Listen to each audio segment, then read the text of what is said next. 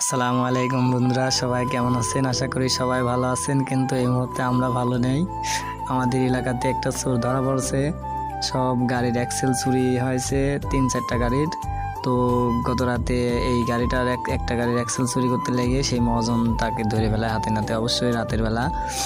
তো এখন দেখেন চোরটাকে, ও চুলের কি অবস্থা করে দিয়েছে, আসলে নিজে দেখতেও খারাপ লাগতেছে, আবার হাসিও পাচ্ছে।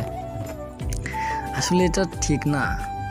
চুরি করে কয় টাকা তুই বেচবি? আর আমরা তো কিনতে গেলে ঠিকই জিনিসটার দাম 7-8 হাজার টাকা নিচ্ছে, কিন্তু তুই চুরি করে বেচতে যাচ্ছিস, তোর থেকে নেছে 500-600 টাকা।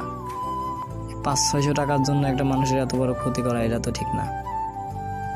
ওর ভাগ্য ভালো যে এলাকার লোককে ওকে মারতে দিচ্ছে না। আমাদের সওয়াল পাল সব মারার জন্য রেডি, কিন্তু কেউ মারতে দিচ্ছে না। যে কাকারা দেখতেছেন, এনারা আসলে গায়ে হাত দিতে দিচ্ছে না। ওর বাপ আছে, মা আছে, কিন্তু দুইজন দুই জায়গায় বিয়ে করে দুই জায়গায় থাকে। বাপও আর একটা বিয়ে করেছে, মাও আর একটা বিয়ে করেছে, মাঝখানে বেচারা একা। এও বিয়ে করেছে কিছুদিন আগে পাশের এলাকায়। তো এখন মান সম্মান যে পর্যায়ে গেছে, আমাদের এই যে আনোয়ার কাকা, এই কাকার গাড়ির অ্যাক্সেল হারাইছে। ওই গাড়িটা আমি চালাই অবশ্যই। আমাদের সুরজ ভাই সামনে দাঁড়াইছে, দেখেন চুলের কি অবস্থা করেছে সালপাল।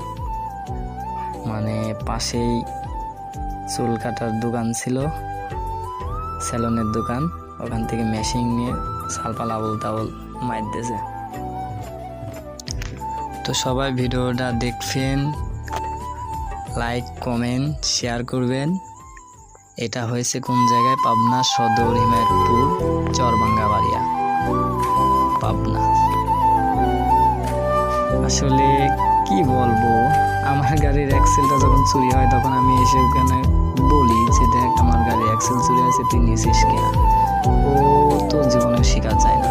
তো আমি বললাম কিছু লোক লাগা দেবো, এই অ্যাক্সেল চোর কিভাবে চুরি করে, আরো গাড়ি তো চুরি করবি নিশা। আর ওই পাশে এসে দাঁড়ালো ওর মা, এটা ওর মা, ডেকে নিয়ে আসা হয়েছে, পাশের এলাকায় বিয়ে হয়েছে।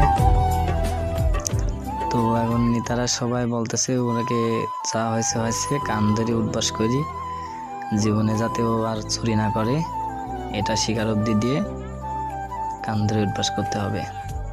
এখন কি বলবো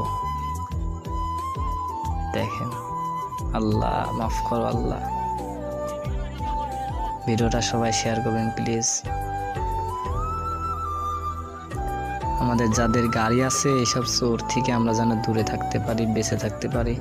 সবাই ভালো থাকবেন। আসসালামু আলাইকুম।